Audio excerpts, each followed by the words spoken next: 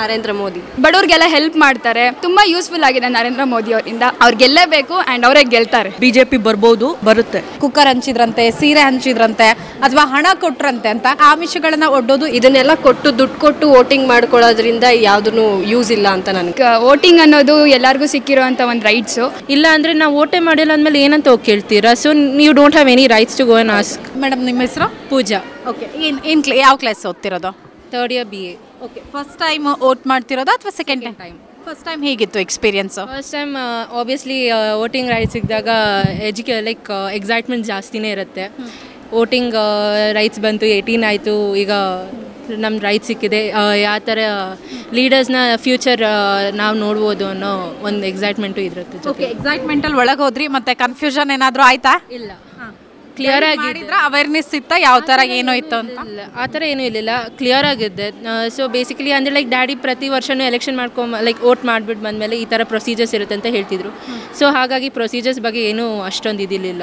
So clear ಆಗಿ ಈಗ MP elections ಬರ್ತಾ ಇದೆ, ನೀವು ಏನು ಆಯ್ಕೆ ಮಾಡುವಂತಹ ಅಭ್ಯರ್ಥಿ ಹೇಗಿರಬೇಕು, ಏನು ಕ್ವಾಲಿಟೀಸ್ ಇರಬೇಕು ಅವ್ರಿಗೆ?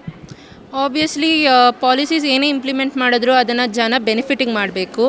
ಆ್ಯಂಡ್ ಕರಪ್ಷನ್ ಲೆವೆಲ್ ಜಾಸ್ತಿ ಇರೋದ್ರಿಂದ ಅದನ್ನು ಹೇಗೆ ರೆಡ್ಯೂಸ್ ಮಾಡೋದು, ನಮ್ಮ ದೇಶಕ್ಕೆ ಇನ್ನೂ GDP ಲೆವೆಲ್ನ ಹೇಗೆ ಇನ್ಕ್ರೀಸ್ ಮಾಡೋದು, ಅನ್ಎಂಪ್ಲಾಯ್ಮೆಂಟ್ ಜಾಸ್ತಿ ಇದೆ, ಸೊ ಅದನ್ನು ಹೇಗೆ ರಿಸಾಲ್ವ್ ಮಾಡೋದು ಅನ್ನೋದನ್ನ ಇನ್ನೂ ಸ್ವಲ್ಪ ಜಾಸ್ತಿ ಇಂಪಾರ್ಟೆನ್ಸ್ ಕೊಟ್ಟು ಮತ್ತು ರೂರಲ್ ಡೆವಲಪ್ಮೆಂಟ್ ಅನ್ನೋ ಪಾರ್ಟ್ನ ಇನ್ನೂ ಸ್ವಲ್ಪ ಹೈಲೈಟ್ ಮಾಡಿದ್ರೆ ಇನ್ನೂ ಬೆಟರ್ ಅನ್ಸುತ್ತೆ. ಓಕೆ, ವೋಟಿಂಗ್ ಅನ್ನೋದು ಪವರು, ಬಟ್ ತುಂಬ ಜನ ಅದನ್ನು ಯೂಸೇ ಮಾಡಲ್ಲ. ವೋಟಿಂಗ್ ಪವರ್ ಬಂದಿದ್ರೂ ಕೂಡ ನಾವೊಬ್ಬರು ವೋಟ್ ಮಾಡಿಲ್ಲ ಅಂದರೆ ಏನೂ ಆಗಲ್ಲ ಅಂತ ಅಂದ್ಕೊಳ್ತಾರೆ. ಅಂಥವ್ರಿಗೆ ಏನು ಹೇಳ್ತೀರಾ? ವೋಟಿಂಗ್ ಪವರ್ನ ಯೂಟಿಲೈಸ್ ಮಾಡ್ಕೊಳ್ಳೋದು ಒಳ್ಳೆಯದು ಅನಿಸುತ್ತೆ. ಏನಕ್ಕಂದರೆ MP ಯಾರೇ ಆಗಲಿ ಎಲೆಕ್ಟ್ ಆದ್ರೂ ಅಟ್ಲೀಸ್ಟ್ ನಮ್ಮ ಹತ್ರ ಒಂದು ರೈಟ್ ಅಂತ ಇರುತ್ತೆ. ಏನಕ್ಕಂದರೆ we have cast of vote other. So ಹಾಗಾಗಿ ನಮಗೆ ಕೇಳೋ ರೈಟ್ಸ್ ಇರುತ್ತೆ ಅಲ್ಲಿ. ಇಲ್ಲ ಅಂದರೆ ನಾವು ವೋಟೇ ಮಾಡಿಲ್ಲ ಅಂದಮೇಲೆ ಏನಂತ ಹೋಗಿ ಕೇಳ್ತೀರಾ? ಸೊ ನೀವು don't have any rights to go and ask. So ಹಾಗಾಗಿ ವೋಟ್ ಮಾಡಿ ಆಮೇಲೆ ನಿಮಗೂ ಏನಾದರೂ ನಿಮ್ಮ ಏರಿಯಾದಲ್ಲಿ ಪ್ರಾಬ್ಲಮ್ ಆದ್ರೂ ನೀವು ಕ್ವೆಶನ್ ಮಾಡ್ಬೋದು. ಏನಕ್ಕಂದರೆ ನಾನು ವೋಟ್ ಮಾಡಿದ್ದೀನಿ, ಸೊ ನನ್ನ ಏನೇ ಪ್ರಾಬ್ಲಮ್ ಇದ್ರೂ ಅದನ್ನು ಗೌರ್ಮೆಂಟ್ಗೆ ಮುಟ್ಸೋ ಜವಾಬ್ದಾರಿ ನಮ್ಮದು ಇರುತ್ತೆ. ಓಕೆ, ನಿಮ್ಮ ಪ್ರಕಾರ ಯಾರಿಗೆ ಹೆಚ್ಚು ಸೀಟ್ ಬರ್ಬೋದು BJP ಮತ್ತು ಕಾಂಗ್ರೆಸ್ಸಲ್ಲಿ? BJP ಬರ್ಬೋದು. ಓಕೆ, ಈಗ ನರೇಂದ್ರ ಮೋದಿ ವರ್ಸಸ್ ರಾಹುಲ್ ಗಾಂಧಿ ಅಂತ ಅಂದರೆ ಯಾರಿಗೆ ಸಪೋರ್ಟ್ ಮಾಡ್ತೀರಾ? ಆಬ್ವಿಯಸ್ಲಿ ಮೋದಿ. ಯಾಕೆ ನರೇಂದ್ರ ಮೋದಿ ಅವ್ರಿಗೆ? ಅಂದರೆ ಡೆವಲಪ್ಮೆಂಟ್ ಪಾರ್ಟ್ ಕಂಪೇರ್ ಮಾಡಿದ್ರೆ ಲೈಕ್ ಪ್ರೀವಿಯಸ್ ಗೌರ್ಮೆಂಟ್ ಕಂಪೇರ್ ಮಾಡಿದ್ರೆ ಈಗ ಸ್ವಲ್ಪ ಜಾಸ್ತಿನೇ ಆಗ್ತಿದೆ ಅನ್ನೋ ಒಂದು ಸೈಡ್ ಬಿಲೀಫ್ ಇದೆ. ಆ್ಯಂಡ್ ಇನ್ನು ಅವ್ರು ಮತ್ತೆ ಇನ್ನೊಂದು ಸತಿ ಬಂದರೆ ಈಗಿಂತ ಇನ್ನೂ ಜಾಸ್ತಿ ಪಾಲಿಸೀಸ್ ಇಂಪ್ಲಿಮೆಂಟ್ ಆಗುತ್ತೆ, ಪ್ಲಸ್ ನಮ್ಮ ಸ್ಟೇಟ್ ಇನ್ನೊಂದು ಲೆವೆಲ್ಗೆ ಹೋಗ್ಬೋದನ್ನೋ ಒಂದು ಬಿಲೀಫ್ ಇದೆ. Okay, thank you. ಇವಾಗ ತಮ್ಮ ಹೆಸರು? ಗಗನ. ಏನು ಓದ್ತಿರೋದು? BCA. Okay, first time vote ಮಾಡ್ತಿರೋದಾ ಅಥವಾ ಆಲ್ರೆಡಿ ಒಂದ್ಸಲ ಮಾಡಿದ್ದೀರಾ? ಫಸ್ಟ್ ಟೈಮ್ ವೋಟ್ ಮಾಡ್ತಾರೆ. ಎಕ್ಸೈಟ್ಮೆಂಟ್ ಇದೆಯಾ? ಇದೆ. ಓಕೆ, ಈಗ ಪೇರೆಂಟ್ಸ್ ಎಲ್ಲ ವೋಟ್ ಮಾಡೋದು ನೋಡಿದ್ರಿ, ಅವಾಗ ಅನ್ಸಿತಾ ನಿಮಗೆ ನಾನು ವೋಟ್ ಮಾಡಬೇಕು ಅಂತ ಯಾವತ್ತಾದರೂ? ಅನಿಸಿತು. ತುಂಬ ದಿನ ಬೂತ್ ಹತ್ರ ನಿಂತ್ಕೊಂಡು ನೋಡ್ಕೊಂಡು ಬಂದಿದ್ದೆ.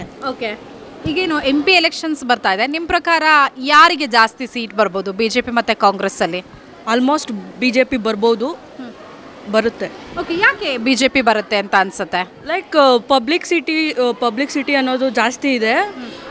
ಮತ್ತು ಲೈಕ್ ಅವರು ತುಂಬ ವರ್ಕ್ ಮಾಡಿದ್ದಾರೆ. ಲೈಕ್ ಎಜುಕೇಷನ್ ವೈಸ್ ಆಗಿರ್ಬೋದು, ಡೆವಲಪ್ಮೆಂಟ್ ಏರಿಯಾದಲ್ಲಾಗಿರ್ಬೋದು, ವಯಸ್ಸಾಗಿರೋರ್ಗಾಗಿರ್ಬೋದು, ಅಗ್ರಿಕಲ್ಚರ್ ಆಗಿರ್ಬೋದು, ತುಂಬ ಹೆಲ್ಪ್ ಮಾಡಿರೋದ್ರಿಂದ ಮೈಟ್ ಬಿ ಅವರೇ ಬರ್ತಾರೆ. ಓಕೆ, ಈಗ ನರೇಂದ್ರ ಮೋದಿ ವರ್ಸಸ್ ರಾಹುಲ್ ಗಾಂಧಿ ಅಂತ ಬಂದರೆ ನರೇಂದ್ರ ಮೋದಿನೇ. ಓಕೆ, ಈಗ ವೋಟ್ ಹಾಕೋದು ತುಂಬಾ ಇಂಪಾರ್ಟೆಂಟು. ಸೊ ನಿಮ್ಮ ಪ್ರಕಾರ ಎಷ್ಟು ಇಂಪಾರ್ಟೆಂಟ್ ಅಂತ ಅನಿಸುತ್ತೆ?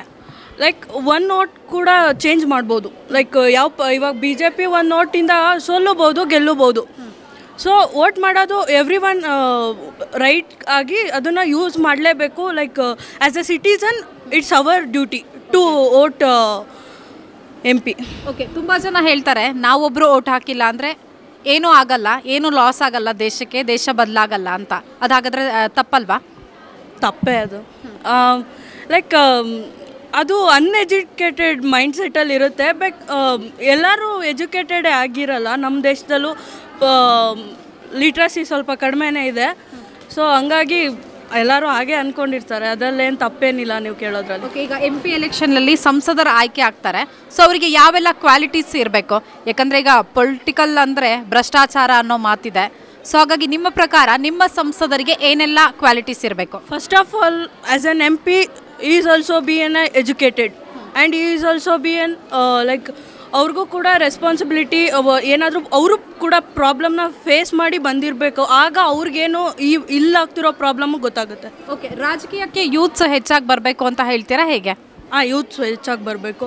ಬಿಕಾಸ್ ಓಲ್ಡ್ ಮ್ಯಾನ್ಸ್ ಬಂದರೆ ಓಲ್ಡ್ ಐಡಿಯಾಸ್ ಬರುತ್ತೆ, ಯಂಗ್ಸ್ ಬಂದರೆ ಯಂಗ್ಸ್ಟರ್ಸ್ ಐಡಿಯಾಸ್, ನ್ಯೂ ಕಮರ್ಸ್ ಐಡಿಯಾಸ್ಗಳು ಜಾಸ್ತಿ ಆಗುತ್ತೆ. ಓಕೆ, ನೀವು ಆಲ್ರೆಡಿ ಈಗ ನೋಡಿರ್ತೀರಾ, ಮತದಾನ ಅಥವಾ ಚುನಾವಣೆ ಅಂತ ಬಂದರೆ ಆಮಿಷಗಳು ಕೂಡ ಜಾಸ್ತಿ. ಟಿ ವಿಲಿ ಪೇಪರಲ್ಲಿ ಎಲ್ಲ ನೋಡಿರ್ತೀರಾ, ಕುಕ್ಕರ್ ಹಂಚಿದ್ರಂತೆ, ಸೀರೆ ಹಂಚಿದ್ರಂತೆ, ಅಥವಾ ಹಣ ಕೊಟ್ರಂತೆ ಅಂತ. ಈ ರೀತಿ ಆಮಿಷಗಳನ್ನು ಒಡ್ಡೋದು ಎಷ್ಟರ ಮಟ್ಟಿಗೆ ತಪ್ಪು ಅಂತ ನಿಮಗೆ ಅನ್ಸುತ್ತೆ?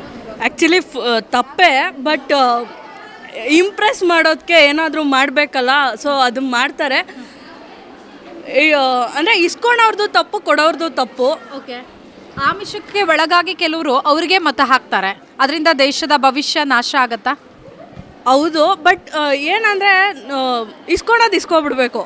ನಿಮ್ಗೇನು ಮನ್ಸಲ್ಲಿ ಯಾರು ಇಷ್ಟ ಇರ್ತಾರೋ ಅವ್ರಿಗೆ ಹಾಕ್ಬಿಡ್ಬೇಕು. ಗುಡ್ ಐಡಿಯಾ ಇದು. ಅಂದರೆ ಯಾರೇ ಏನೇ ಕೊಟ್ಟರು ಇಸ್ಕೊಂಡು, ಆದರೆ ಸಮರ್ಥವಾಗಿರುವಂತಹ ವ್ಯಕ್ತಿನೇ ಆಯ್ಕೆ ಮಾಡಬೇಕು ಅಂತ. Okay, thank you madam. ನಿಮ್ಮ ಹೆಸರು? ಮೇಘನಾ. ಓಕೆ, ಏನು ಓದ್ತಿರೋದು? First year BCA. First time vote ಮಾಡ್ತಿರೋದಾ ಅಥವಾ ಏನು? First time ma'am. ಎಷ್ಟು ಎಕ್ಸೈಟ್ಮೆಂಟ್ ಇದೆ? ತುಂಬ ಎಕ್ಸೈಟ್ಮೆಂಟ್ ಇದೆ. ಲೈಕ್ ವೋಟಿಂಗ್ ಅನ್ನೋದು ಎಲ್ಲರಿಗೂ ಸಿಕ್ಕಿರೋವಂಥ ಒಂದು ರೈಟ್ಸು. ನಾವು ಸಿಟಿಸನ್ ಆಗಿ ಆಯ್ಕೆ ಆಗಿದ್ದೀವಿ ಇವಾಗ ವೋಟರ್ ID ಬಂದಿದೆ. ಫಸ್ಟ್ ಟೈಮ್ ವೋಟ್ ಹಾಕಬೇಕಂದ್ರೆ ಎಲ್ಲರಿಗೂ ಎಕ್ಸೈಟ್ಮೆಂಟ್ ಇರುತ್ತೆ. ಆ ಎಕ್ಸೈಟ್ಮೆಂಟ್ ಇನ್ನೂ ಜಾಸ್ತಿ ಆಗಿದೆ. ಬಿಕಾಸ್ ಆಫ್ ಫಸ್ಟ್ ಎಲೆಕ್ಷನ್ ನಮಗೆ MP ಎಲೆಕ್ಷನ್ ಇರೋದ್ರಿಂದ ತುಂಬ ಎಕ್ಸೈಟ್ ಆಗಿದ್ದೀವಿ. ಇದಕ್ಕೂ ಮುಂಚೆ ಯಾವಾಗಾದರೂ ವೋಟ್ ಮಾಡಬೇಕು ಅಂತ ಅನಿಸಿತಾ? ಯಾಕಂದರೆ ಚಿಕ್ಕವರಿದ್ದಾಗೆಲ್ಲ ಪೇರೆಂಟ್ಸ್ ವೋಟ್ ಮಾಡೋದು ನೋಡಿರ್ತೀವಿ, ಬೆರಳಿಗೆ ಮಾರ್ಕ್ ಬೇರೆ ಹಾಕಿ ಕಳಿಸಿರ್ತಾರೆ. ಸೊ ನಾವು ವೋಟ್ ಮಾಡಬೇಕು ಅನಿಸಿತ್ತು ಮ್ಯಾಮ್. ಎಲ್ಲರೂ ಪೇರೆಂಟ್ಸು, ಟೀಚರ್ಸು ಎಲ್ಲರೂ ವೋಟ್ ಹಾಕಬೇಕಾದ್ರೆ ಈವನ್ ನಮಗೂ ಒಳಗಡೆ ಇರ್ತಿತ್ತು, ನಾವು ಯಾವಾಗ ದೊಡ್ಡವರಾಗ್ತೀವಿ, ನಾವು ಯಾವಾಗ ಈ ಥರ ವೋಟ್ ಹಾಕ್ತೀವಿ ಅಂತ. ಎಕ್ಸೈಟ್ಮೆಂಟ್ ತುಂಬಾ ಇದೆ ಮ್ಯಾಮ್. ಓಕೆ, ವೋಟ್ ಹಾಕೋದು ಎಷ್ಟು ಇಂಪಾರ್ಟೆಂಟ್ ಅಂತ ನಿಮ್ಗೆ ಅನಿಸಿದೆ?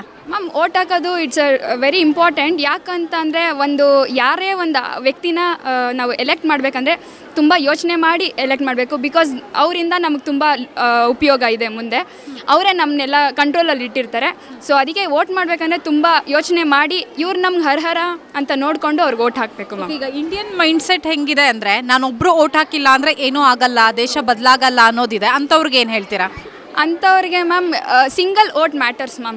ಯಾಕಂತಂದರೆ ಒಂದು ವೋಟು ಒಂದು ಪಕ್ಷ ಗೆಲ್ಲೋದ್ರಿಂದ ಬೇರೆ ಒಂದು ಪಕ್ಷ ಗೆಲ್ಬೋದು. So every vote is very important. ಎಲ್ಲರೂ ನಮಗೊಂದು ಹಕ್ಕು ಸಿಕ್ಕಿದೆ ಅಂದರೆ ಅದನ್ನು ನಾವು ಉಪಯೋಗಿಸ್ಕೋಬೇಕು, ಅದನ್ನು ನಾವು ಪಡ್ಕೊಳ್ಬೇಕು. Everyone should vote. Okay, ನಿಮ್ಮ ಪ್ರಕಾರ ನಿಮ್ಮ MP ಅಥವಾ ಸಂಸದರು ಹೇಗಿರಬೇಕು? ಅವರಿಗೆ ಏನೆಲ್ಲ ಕ್ವಾಲಿಟೀಸ್ ಇರಬೇಕು? ಎಜುಕೇಟೆಡ್ ಆಗಿರಬೇಕು, ಮತ್ತು ತುಂಬ ನ್ಯೂ ಕಮ್ಮಿಂಗ್ ಸ್ಕಿಲ್ಸ್ ಇರಬೇಕು, ನಾಲೆಜ್ ಇರಬೇಕು. ನಾಟ್ ಕರೆಂಟಾಗಿ ಏನು ಯೋಚನೆ ಮಾಡಿದ್ರೆ ಫ್ಯೂಚರ್ಗಾಗಿ ಯೋಚನೆ ಮಾಡಬೇಕು. ಬಿಕಾಸ್ ಎಲ್ಲ ಜೀವನ ನಿಂತಿರೋದೇ ಫ್ಯೂಚರ್ ಮೇಲೆ. ಫ್ಯೂಚರ್ಗಾಗಿ ಯೋಚನೆ ಮಾಡೋರನ್ನ ನಾವು ವೋಟ್ ಮಾಡಬೇಕು ma'am. Okay, Narendra Modi versus Rahul Gandhi ಅಂತ ಬಂದರೆ? Of course Narendra Modi ma'am. ಯಾಕೆ ನರೇಂದ್ರ ಮೋದಿ ಅವರೇ? ತುಂಬ ನಡ್ಸ್ಕೊಂಡು ಬಂದಿದ್ದಾರೆ 5 ಇಯರ್ಸು. ತುಂಬ ಚೆನ್ನಾಗಿ ಕೊರೋನಾ ಟೈಮ್ಸಲ್ಲಾಗಿರಲಿ, ಇಂಡಿಯಾ ಕೆಳಗೆ ಹೋಗಿರೋ ಅಂಥ ಮಟ್ಟದಲ್ಲಿ ತುಂಬ ಮೇಲೆತ್ತಿದ್ದಾರೆ. ತುಂಬ ಐಡಿಯಾಸ್ ಬಂತು. ಎಲ್ಲನೂ ಇಂಡಿಯಾಗೆ ತುಂಬಾ ಯೂಸ್ಫುಲ್ ಆಗಿದ್ದಾರೆ. ಬಡವ್ರಿಗೆಲ್ಲ ಹೆಲ್ಪ್ ಮಾಡ್ತಾರೆ. ತುಂಬ ಯೂಸ್ಫುಲ್ ಆಗಿದೆ ನರೇಂದ್ರ ಮೋದಿ ಅವರಿಂದ. ಅವ್ರು ಗೆಲ್ಲಬೇಕು ಆ್ಯಂಡ್ ಅವರೇ ಗೆಲ್ತಾರೆ. ಓಕೆ, ಹಾಗಾದರೆ 3ನೇ ಬಾರಿ ಕೂಡ ಮತ್ತೆ ಮೋದಿ ಅವರೇ ಪ್ರಧಾನಿ ಆಗ್ತಾರಾ? ಖಂಡಿತವಾಗ್ಲೂ ಅವರೇ ma'am. Okay, thank you. Thank you ma'am. Ma'am, ನಿಮ್ಮ ಹೆಸರು? ಚೈತ್ರ ಮ್ಯಾಮ್. ಏನು ಓದ್ತಾ ಇರೋದು? Final year BCom. Okay, first time vote ಮಾಡ್ತಿರೋದಾ? ಇದಕ್ಕೂ ಮುಂಚೆ ಮಾಡಿದ್ರಾ? ಫಸ್ಟ್ ಟೈಮ್ ವೋಟ್ ಮಾಡಿದ್ದೀನಿ. ಓಕೆ, ಹೇಗಿತ್ತು ಫಸ್ಟ್ ಟೈಮ್ ಎಕ್ಸ್ಪೀರಿಯನ್ಸು? ಚೆನ್ನಾಗಿತ್ತು ಮ್ಯಾಮ್. ಫಸ್ಟ್ ಟೈಮ್ ಎಲ್ಲ ಯಾಕಂದರೆ ಯಾವಾಗಲೂ ಪೇರೆಂಟ್ಸ್ ವೋಟ್ ಮಾಡ್ತಿದ್ದಿದ್ದೆ ನೋಡ್ತಾ ಇದ್ವಿ. ಫಸ್ಟ್ ಟೈಮ್ ನಾವು ವೋಟ್ ಮಾಡಬೇಕಾದ್ರೆ ಯಾವ ಥರ ಇರುತ್ತೆ, ಏನಿರುತ್ತೆ ಅಂತ ಹೊಸದಾಗಿಲ್ಲ ತಿಳ್ಕೊಂಡೆ. ಈ ಖುಷಿ ಆಯಿತು ಮ್ಯಾಮ್. ಫಸ್ಟ್ ಏನಾದರೂ ಒಳಗೆ ಹೋದಾಗ ಟೆನ್ಷನ್ನು, ಕನ್ಫ್ಯೂಷನ್ ಎಲ್ಲ ಆಯ್ತಾ? ಏನಿರಲಿಲ್ಲ ಮ್ಯಾಮ್. ನಮ್ಮ ಪೇರೆಂಟ್ಸು ಇವ್ರಿಗೆ ವೋಟ್ ಹಾಕಿ, ಅವ್ರಿಗೆ ವೋಟ್ ಹಾಕಿ. ಯಾಕೆಂದರೆ ಫಸ್ಟ್ ಟೈಮ್ ನಮ್ಗೆ ಯಾರು ವೋಟ್ ಹಾಕಬೇಕು ಅನ್ನೋ ಐಡಿಯಾ ಇರಲಿಲ್ಲ. ಸೊ ಪೇರೆಂಟ್ಸ್, ನಮ್ಮ ಡ್ಯಾಡಿ ಹೇಳ್ತಾ ಇದ್ರು ಅವ್ರಿಗೆ ವೋಟ್ ಹಾಕಿ, ಇವ್ರಿಗೆ ವೋಟ್ ಹಾಕಿ ಅಂತ. ಬಟ್ ಸ್ಟಿಲ್ ನಾನು ಫಸ್ಟ್ ಟೈಮ್ ಅಂತ ಅವ್ರು ಹೇಳಿದಾಗೇ ವೋಟ್ ಹಾಕಿದ್ದೆ. ವಿನ್ ಕೂಡ ಆಗಿದ್ರು. ಓಕೆ, ಈಗ MP ಎಲೆಕ್ಷನ್ಸ್ ಬರ್ತಾ ಇದೆ. ನರೇಂದ್ರ ಮೋದಿ ವರ್ಸಸ್ ರಾಹುಲ್ ಗಾಂಧಿ ಅಂತ ಬಂದರೆ? ನರೇಂದ್ರ ಮೋದಿ. ಯಾಕೆ ನರೇಂದ್ರ ಮೋದಿ ಅವರು? ಬಿಕಾಸ್ ಅವ್ರು ಎಷ್ಟೊಂದು ಇಂಪ್ಲಿಮೆಂಟ್ ಮಾಡಿದ್ದಾರೆ. A to Z ಏನೇನು ಬೇಕು ಮಾಡಿದ್ದಾರೆ, ಪ್ರತಿಯೊಂದು ಮಾಡಿದ್ದಾರೆ. ಅದರಿಂದ ಎಷ್ಟೊಂದು ಯುಟಿಲೈಸ್ ಕೂಡ ಆಗಿದೆ. ಸೊ ಅವರು ವಿನ್ ಆದರೆ ಇನ್ನೂ ಇಂಪ್ಲಿಮೆಂಟ್ ಮಾಡ್ಬೋದು ಅಂತ ಅಂದ್ಕೊಂಡಿದ್ದೀನಿ. ಓಕೆ, ಒಂದು ವೋಟ್ ಕೂಡ ತುಂಬಾ ಇಂಪಾರ್ಟೆಂಟ್ ಆಗುತ್ತೆ. ಯಾಕಂದರೆ ಒಬ್ಬ ಸಮರ್ಥ ಅಭ್ಯರ್ಥಿ ಸೋಲಬಹುದು, ಒಂದು ವೋಟಿಂದ ಗೆಲ್ಲಬಹುದು. ಸೊ ಎಷ್ಟು ಇಂಪಾರ್ಟೆಂಟ್ ಅಂತ ನಿಮಗೆ ಅನಿಸುತ್ತೆ? ತುಂಬ ಇಂಪಾರ್ಟೆಂಟ್ ಮ್ಯಾಮ್. ಒಂದು ಓಟಿಂದ ಗೆಲ್ಲೋರು ಇದ್ದಾರೆ, ಒಂದು ಓಟಿಂದ ಸೋಲೋರು ಇದ್ದಾರೆ. ಒಂದು ಓಟು ತುಂಬ ಇಂಪಾರ್ಟೆಂಟ್ ಆಗುತ್ತೆ. ಬಿಕಾಸ್ ಎಷ್ಟೊಂದು ನೋಡಿದ್ದೀವಿ ನ್ಯೂಸಲ್ಲಿ, ಎಷ್ಟೊಂದು ಜನ ಓಟ್ ಮಿಸ್ ಮಾಡ್ಕೊಳ್ತಾ ಇರೋದು ನೋಡಿದ್ದೀವಿ. ಯಾರು ಮಿಸ್ ಮಾಡ್ಕೋಬಾರ್ದು. ಒಂದು ಓಟು ಕೂಡ ತುಂಬ ಇಂಪಾರ್ಟೆಂಟ್ ಆಗುತ್ತೆ. ಓಕೆ, ತುಂಬ ಜನ ಈಗ ಏನು ರಜಾ ಇರುತ್ತೆ, ಸೊ ಹಾಗಾಗಿ ಓಟ್ ಹಾಕ್ದಿದ್ರೆ ಏನು ಪರವಾಗಿಲ್ಲ, ನಾವೆಲ್ಲಾದರೂ ಟ್ರಿಪ್ ಹೋಗೋಣ ಅಂದ್ಕೊಳ್ತಾರೆ, ಅಂಥವ್ರಿಗೆಲ್ಲ ಏನು ಹೇಳ್ತೀರಾ? ಅದು ಅವ್ರಿಗೆ ಲಾಸು ಮ್ಯಾಮ್. ತುಂಬ ಅಂದರೆ ತುಂಬ ಇಂಪಾರ್ಟೆಂಟ್. ನಮಗೆ ರೈಟ್ಸ್ ಕೊಟ್ಟಿದ್ದಾರೆ, ನಾವು ನಮ್ಮದು ಯೂನಿಯನ್ನ ಸೆಲೆಕ್ಟ್ ಮಾಡ್ತಿದ್ದೀವಿ ಅಂದರೆ ಅದು ನಾವು ತುಂಬ ಇಂಪಾರ್ಟೆಂಟ್ ಆಗುತ್ತೆ. ಅವ್ರಿಗೆ ಯಾರು ರಜಾ ಹಾಕಬೇಡಿ, ಊರಿಗೆ ಹೋಗಬೇಡಿ, ಟ್ರಿಪ್ ಹೋಗಬೇಡಿ, ಫಸ್ಟ್ ವೋಟ್ ಮಾಡಿ, ನಿಮ್ಮ ರೈಟ್ಸ್ ನೀವು ತಗೊಳ್ಳಿ ಅಂತ. ಓಕೆ, ನೀವು ಆಯ್ಕೆ ಮಾಡುವಂತಹ MP ಹೇಗಿರಬೇಕು, ಏನು ಕ್ವಾಲಿಟೀಸ್ ಇರಬೇಕು ಅವ್ರಿಗೆ? ಕ್ವಾಲಿಟೀಸ್ ಅಂತ ಏನಿಲ್ಲ ಮ್ಯಾಮ್. ಫಸ್ಟು ಪೀಪಲ್ಗೆ ಏನಿದೆ ಅವ್ರ ಪರ್ಸ್ನಲ್ ಥಿಂಗ್ಸ್ನೇ ಯೂಶ್ವಲಾಗಿ ತುಂಬ ಜನ ಕೇಳಿದ್ದೀವಿ, ನಾವು ನೋಡಿಲ್ಲ, ಬಟ್ ಪೇರೆಂಟ್ಸ್ ಹೇಳೋದನ್ನೇ ಕೇಳಿದ್ದೀವಿ. ಎಲ್ಲ ಅವ್ರ ಪರ್ಸ್ನಲ್ ಥಿಂಗ್ಸ್ನ ಮಾಡ್ಕೊಳ್ಳೋದಕ್ಕೋಸ್ಕರ ಪೊಲಿಟಿಷಿಯನ್ಸ್ಗೆ ಬರ್ತಾರೆ ಅಂತ.